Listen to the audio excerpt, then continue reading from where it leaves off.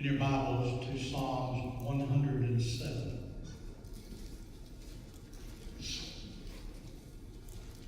You may think trials and suffering may not be maybe a crazy title after what we've just sang, but you know what, folks? God is a God of reality.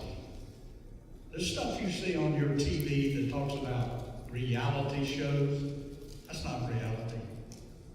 Or you say, well, it really looks like some of life. Yeah, reality goes beyond the frivolity of what maybe television programs show. The reality is not just what is happening, but what is the results of the happening, what seeds are sown, and then in reality, what is the reality of that life? They make it look like, man, it's the good life. All you got to do is just be real crazy, have no morals, and everything in this life is going to be okay because you just float on. That'd be okay if Jesus Christ wasn't coming back. But you know, many times we as Christians fail to do something. We fail to admit, even to our God, God, I don't hear you. I don't see you. I feel alone. That's a season that will come in every believer's life. It'll come if when we are tempted by Satan to view the circumstances and situations of our life so long that those circumstances seem larger than God. And then we're in a deep depression. Sometimes when we're going through the trials that God puts us through, everything in life that is pure goes through a purification process. And you and I as believers are absolutely no different. The Bible teaches plainly that if God sees something in our life, or if God sees something in our life that we're holding on to, that we feel like is more precious than anything, God will put us through a trial until we open our hands and entrust to Him everything, because He is purifying our life through this sanctifying process, through the Word, through prayer, through the fires that we go through for this purification, because one day we're going to stand before holiness that has a purity that goes beyond explanation. In the life of the church, the reason I called it the birth of the church is very simple. We have seen the joys of thousands come to Christ. We have seen people who at one time were very selfish and inward. They begin to think about anything that I have is just not mine, it's for everyone. They begin to go house to house and door to door, and they shared the gospel, and just things were great. Peter got through in jail, but they didn't do anything to him. Had a little issue where some people in the church decided they were going to play funny, and God stepped in immediately to snuff out that sin before it could be a contagious cancer. Then again, more people came to the Lord because they said that each day it increased with those who believed. But you see, they were going to be leaving. As we left off last week, it said a guy named Saul was holding the cloak of the men that stoned and killed Stephen. Then it said that Saul, breathing out threats, began to go all over, dragging Christians from their home, putting them in jail, threatening with their lives. There came a time in their life when persecution came in. There also came a time in the life of the church, when you read the epistles of Paul, that they began to kind of turn away Some felt like they needed to add other things to the gospel. Others began to say these are things we don't want to live up to. Others, like the Corinthians church, was a rich, robust church that just simply took the life of Christ and the life and the teachings of Christ and moved them to the far extremities and simply turned them into a sideshow. In each and every one of these events, we see the hand of God stepping in to discipline, stepping in to teach, stepping in to draw out. We read in the book of Revelation, 7 churches no longer exist. If you read the letters, you understand why they did not. They planted weeds instead of seeds. So in this life, we're going to have problems. We're going to have troubles. We're going to have stuff that we deal with that we made. I call that homemade stuff. Decisions, non-decisions. Then we're going to have those things that Satan comes against us. Peter says, don't be surprised when that comes. Just be ready. In fact, I tell you, if you want to shock Satan the next time he throws something on you, just look at him and say, hey, I've been waiting for you, buddy. I'm telling you, it'll shock you. And then drop to your knees, start praying. Give it to God. In Psalms 107, we're going to see 4 seasons that are taken from actual events in the life of Israel. They're actually kind of like snapshots, pictures. And they illustrate the disastrous end of sin. But they can also illustrate the disastrous results of living in this life apart from God. Because I want to tell you something. Just because you're in a relationship with Jesus Christ does not remove you from the evil that is in this world. And if you allow it, if you move away from God, it will smother you. It will first put you in a numbing position where you don't know right from wrong. You just go with what seems good. These are pictures. There's a picture of wandering in the wilderness. There's a picture of languishing in prison. There's a picture of enduring sickness. Let me say to you very quickly, not all sickness is from God as punishment. It is not God-given. There's sickness that occurs. I had a phone call this morning, said I can't be there. I carried my kids to the soccer game. It poured down rain on us. We came home. We got down in the house in air conditioning. I woke this up morning. I can't hardly talk. And I'm running a fever. Just being out. There's sickness. Then there's also being tossed on the sea. That can be in a ship. If any of you have ever gone out Sebastian Inlet, buckle up. Because on a good day, your boat will go way into the deep depths of the water, and when you look around you, there's nothing but water, and it'll rise and fall again. You're on the throttle, letting off as you go down, pushing as you feel that surge. Tossed on the sea of life. But and in this, I want you to know that as we're going to begin to read, there are 4 sequences. There is man's predicament. It is foolish to walk around with rose-colored glasses saying everything is fine, humming, it is well with my soul, when you are in a dark place. That is not faith. It's foolishness. Secondly, there's the petition that man cries out. When you find yourself in a predicament, first thing you need to do is pray. Then we see God's pardon, His steadfast love, His mercy. Then we see the praise that comes from man when God has seen the predicament, sees the cause. Here's the prayer. That, my friends, is the basis of life that we will live in this world.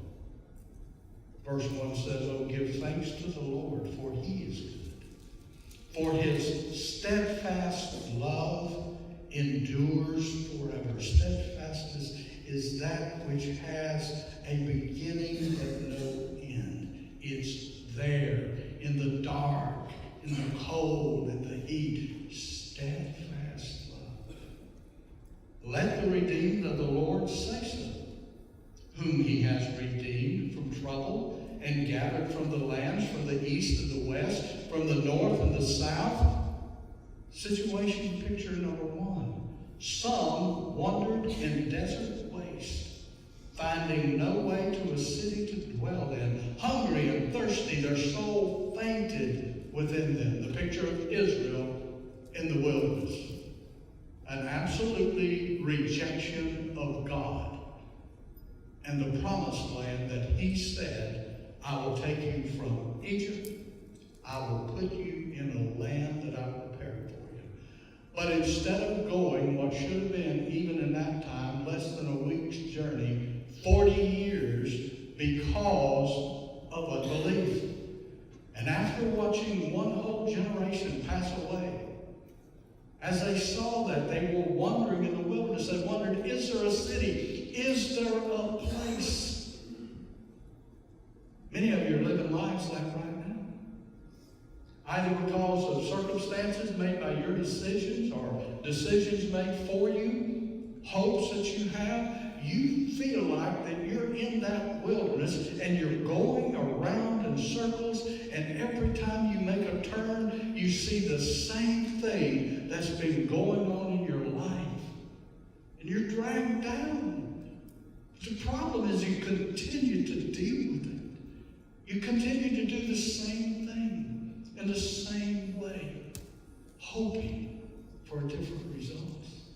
When you find yourself where you feel like you're in the wilderness, do what they did. They cried to the Lord in their trouble, and he delivered them from their distress. I have people all the time say to me, "Pastor, is there a book? Is there some help you can tell me in prayer?" How do I pray? Prayer is the feeling. Prayer is the sense. Prayer is where you are at any given moment being honest before God. We will readily admit he's a sovereign God and knows all things. But somehow when we go to him in prayer, we try to fix stuff so that he will allow us into his presence. If you're here this morning without a relationship with God, the way that you are ushered into his presence is simply to acknowledge that he's God. Acknowledge you're a sinner and you have no hope without him, and say to him, "I believe." Because the scripture says, whosoever believes and calls on the name of the Lord will be saved. Stop trying to clean up that wilderness. Leave the wilderness. Branch out and grab the hand of God. Christian friend, you can get into a funk and a wilderness. We call it burnout. Burnout is very real in this day and time. You can burn out in pleasure. You can burn out in trials. You can burn out in so many things because it will consume your life. The oasis that we seek is abundant prayer from us to our God. Simply saying, "Here I am, Lord, you see me." And there's not a part of what you're seeing right now that I like. They cried out to the Lord. He delivered, and not only that, look at this. He led them by a straight way. No more circles, till they reached a city to dwell in. God answers prayer. I like that straight way. You know, we know that the closest distance between 2 points is a straight line. Well, what happened then? Let them thank the Lord for his steadfast love, for his wondrous works to the children of man. For he satisfies the longing soul, and the hungry soul he fills with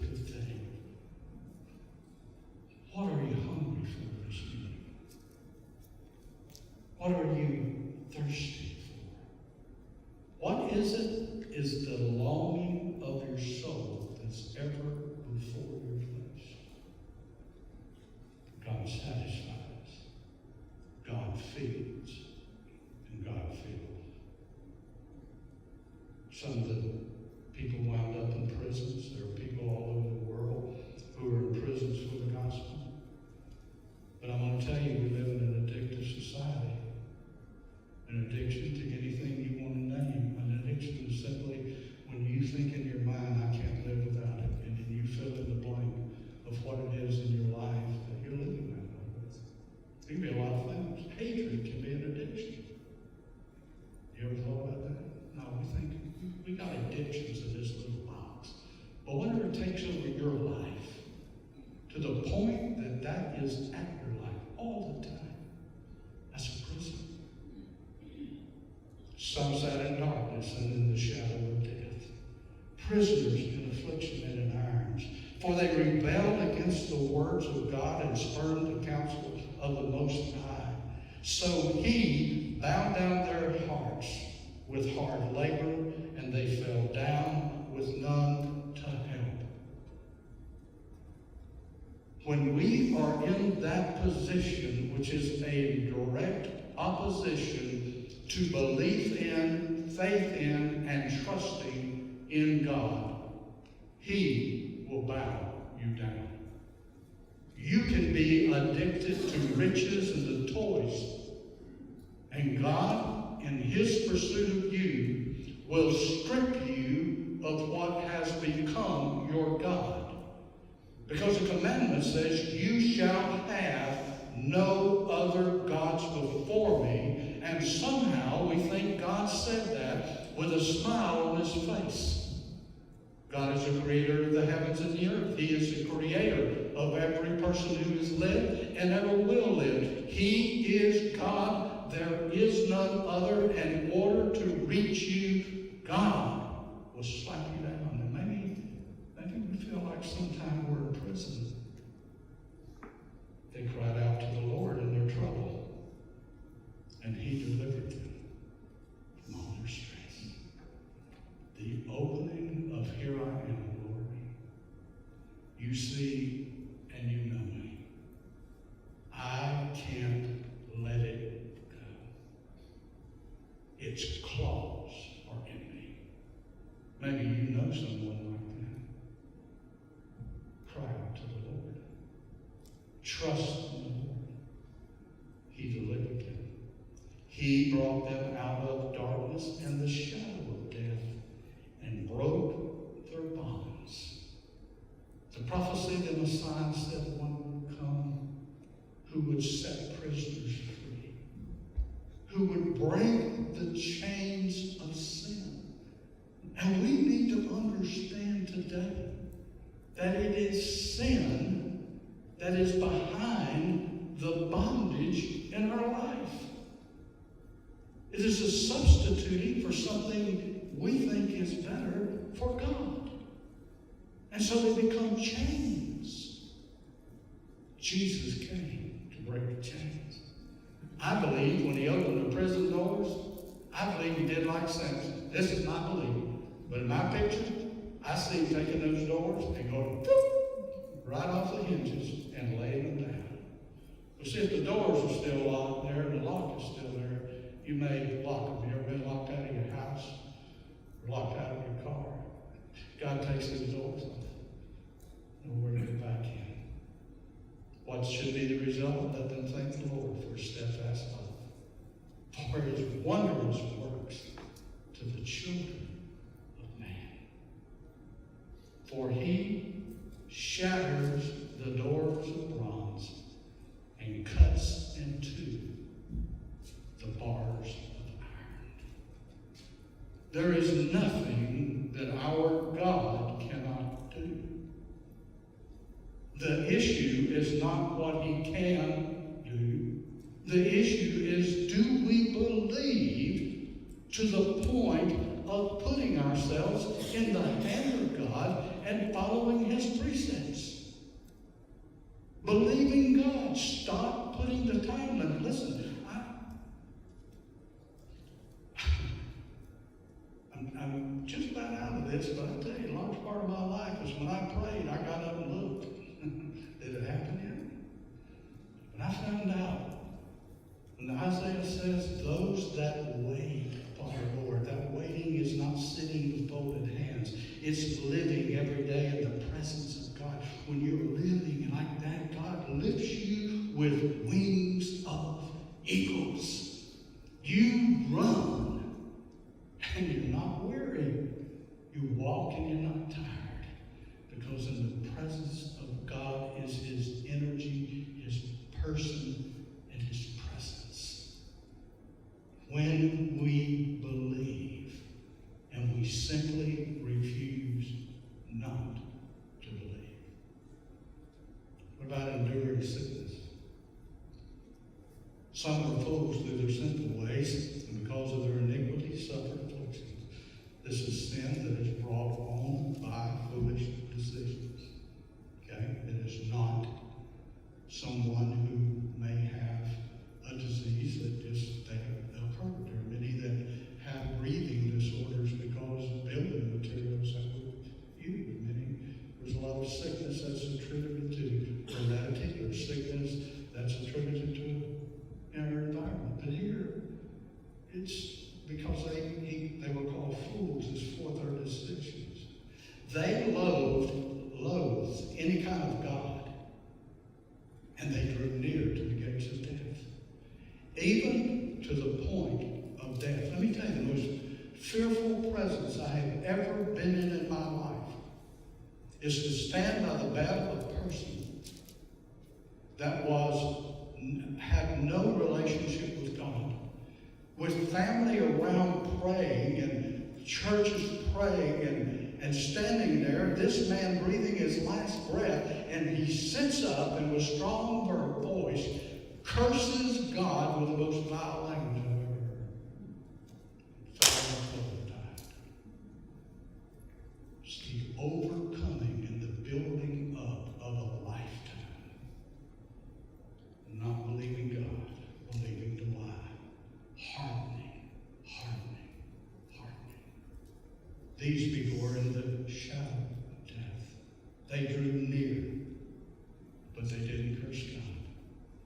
They cried out to the Lord in their trouble, and He delivered them from their distress.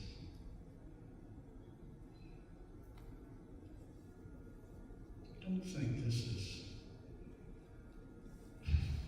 wishful thinking on the power of a pastor who wants to give you hope. Because, man, I don't have anything apart from the Word of God that's in me to give you hope. But the thing that makes this powerful to me is I have a Father that when I read and say His Word, God backs it up. God backs it up. They cried out, and He delivered them. What did He do? He sent out His Word, and He healed them and delivered them from their destruction. Let them thank the Lord for His steadfast love, for His wondrous works to the children of man, and let them offer sacrifices of thanksgiving and tell of His deeds in song. The sacrifices of God are a broken heart and a contrite spirit, not a fatted lamb and a large offering envelope. When we are broken in our spirit, when we are contrite, and we come to God and offer ourselves in our brokenness, the Word says, in your weakness, in your brokenness, I'll be strong in you. And He lifts you. And then tell. This is about salvation. This is about healing. This can be about deliverances from bondage. Man, I just love it when Big Tyler comes on. I see the radiance in his face, and the young man just stands there and says, in this process, God has overcome. Man, tell somebody. We're living surrounded by people that the only hope they have is that wishful soul. You say, are you going to be able to do that? They say, I hope so. That is an emptiness that says, with all my heart, I would like to, but I have nothing concrete that tells me I will. I have this puffiness of a hope that is trying to keep my spirit alive. Oh, God says, hope in God. And tell people, man, this is the outcome of my prayers. This is what God promised.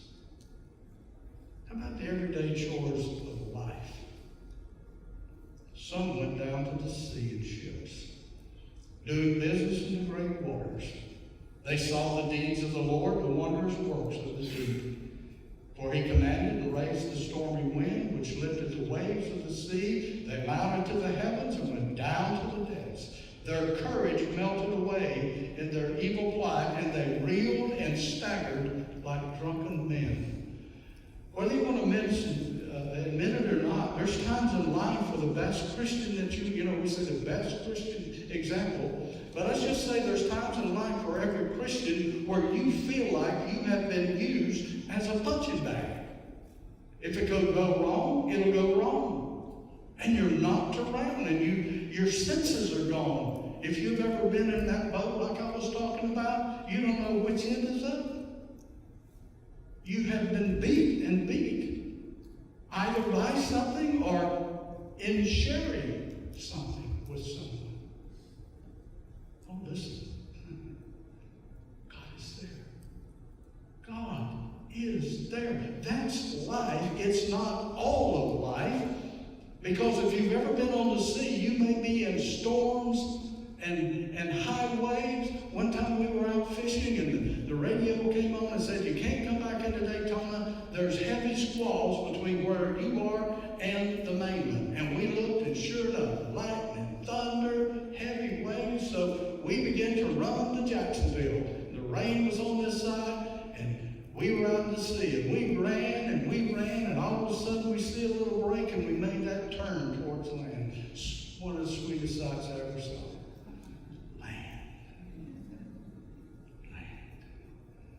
Until that time, we staggered. One great big boy was in tears. We didn't know what to do, but we made that turn. It says, they cried out to the Lord in their trouble, and he delivered them from their distress. Greatest misleading in the community of those that seek maybe a relationship with God and not having it and continue to be battered in life is you don't make that turn to that one who can not only hear you, but one that can help you. Christian friends, you'll be battered too. Part of it will be trying, part of it will be the old devil. But everything that God allows us to go through in life has His end in view, and God's end in view is victory. We win. We're no longer what we were. We're who God has made us to be. Make the turn and cry out to God. He made the storm still, and the waves of the sea were hushed when they were glad that the waters were quiet, and he brought them into their desired haven. Where's that desired haven in your life? What have you been striving for? One time in my life, I envisioned myself climbing to the top of a mountain. And that mountain was up there where what I wanted. And I can remember visualizing pulling myself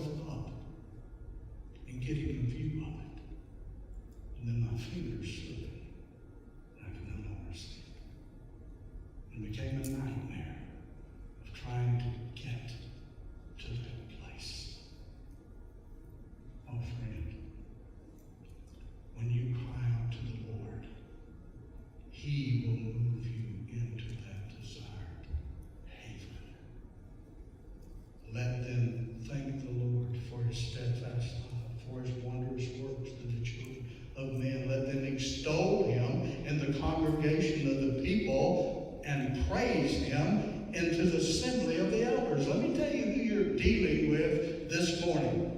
He, God, turns rivers into a desert and springs of water into thirsty ground, a fruitful land into a salty waste, because of the evil and disobedience of its inhabitants. That God can turn that life of a river to dryness. Continued disobedience towards God brings simply dryness, a desert. It brings it to a salty place. That means no matter what you plant, nothing will come up because the salt of the soil kills the seed. Disobedience moves that hand of God. But when we repent and come to God with our hearts, saying, God, just forgive me, Lord. I want your presence. David cried out, please do not remove your Holy Spirit. He cried out, please, I just want to enjoy your salvation. He turns the desert into pools of water, a parched land into springs of water, and there he lets the hungry dwell. And they establish a city to live in. They sow fields and plant vineyards and get a fruitful yield. By his blessings, they multiply greatly. And he does not let their livestock diminish. When they are diminished and brought low through oppression, evil, and sorrow, he pours contempt on those who cause that and make them wander in trackless ways. But he raises up the needy out of affliction and makes their families like flock. The upright see it and are glad, and all wickedness simply shuts his mouth because there is no answer to God. Then this, whoever is wise, let him attend to these things. Let him consider the steadfast love of the Lord. In 1 Corinthians chapter 13, we sometimes view this as the love chapter, sometimes to extreme, in a wrong direction. These passages simply tell you what God's love is. That is an agape love that is humanly impossible. Don't try it at home. It's a love God has for his people. It is a love that when we live in his presence, filled with his Spirit, that as we gain this agape love, we can distribute that same kind of agape love. It's only the love of God that doesn't get happy when somebody fails, doesn't remember a wrong that's done. The agape love forgives and doesn't remember. Well, one thing it says there is that love hopes all things. Hopes. It's talking here about a living hope, Jesus Christ. I had a guy tell me a while ago that the resurrection was simply a stunt that God did. I said to him, oh, my friend, it's more than a stunt. It's the very cornerstone of the hope that I have and every other Christian has. Because everything you put your hope in, brother, is dead. Because the guarantor of the hope is dead. You know, you get this Ginsu knives, guaranteed for thousands of years, maybe 100, long time. The question I've always had with the mind that I have, who's going to live 100 years to know they're supposed to replace my knives? I mean, that's my first thought. And you see, the answer is nobody. Let me tell you a story. Hachiko. You all may have seen the movie with Richard Gere. It's the story of a man and his dog in Japan. This happened back in the 30s, maybe 20s. This man had this dog, and every morning he would go with him to the train station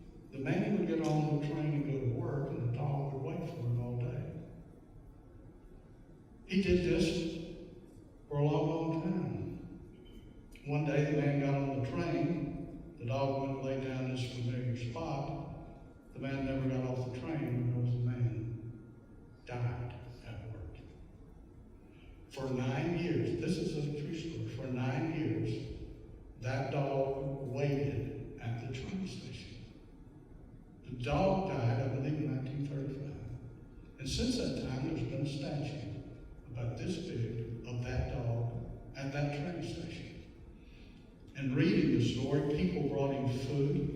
When it was wintertime, they fixed him bed with blankets. They gave him water. They did everything in the world to coach that dog to leave that spot. But that dog died, waiting in hope that when the doors of the train opened, his master would get off. And he died. That's hope in something dead. That represents any hope any of you have this morning, including myself, that's based on anything other than Jesus Christ. It's a dead hope. We too will die in that hope. Love hopes all things. Because we hope all things, we're able to bear all things. Therefore, having been justified by faith, we have peace with God through our Lord Jesus Christ, in whom we have access today. In hope. Hope begins suffering. Suffering goes into perseverance. Perseverance goes into proven character. Proven character ends in hope. The bookends of life. Jesus said the greatest command is to love God with all of our being, with everything within us. Don't use an excuse. Some people blow it off, say, well, I can't do that. You don't have to try. Love Him.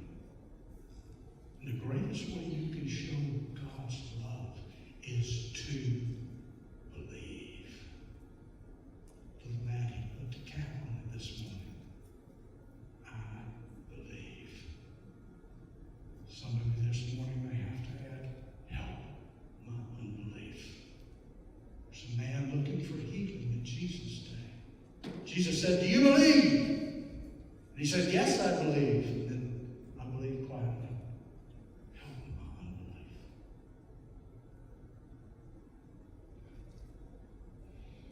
We can allow the circumstances of life and what we go through to defeat us. And we'll go on a long wall with our picture of showing what defeat looks like. Or you can absolutely make Satan so mad just by choosing to believe. How long do you have to believe? I don't know. I heard a woman told her pastor, I've been praying for my husband for 30 years. Pastor said, have you seen anything? Are you discouraged? She said, no. Because not as long as God is alive will I give up hope. Because my trust is in Him. I don't know where your life is. Doesn't matter. Can you say, I believe? And then stand in that belief. See, you don't have to come out strong, just I believe. Every time that wind hits you, I believe. Every time you feel certain, I believe. I believe. I believe. Father, as we come to you this morning, love is the very basis of our hope. And our belief is what calls the great God of creation into action. With those words, I believe. We talked about all of the evil and all the powers of hell and all the powers. No one can stand in the presence of the great I am. If you want to come to Christ this morning, you come. Nothing can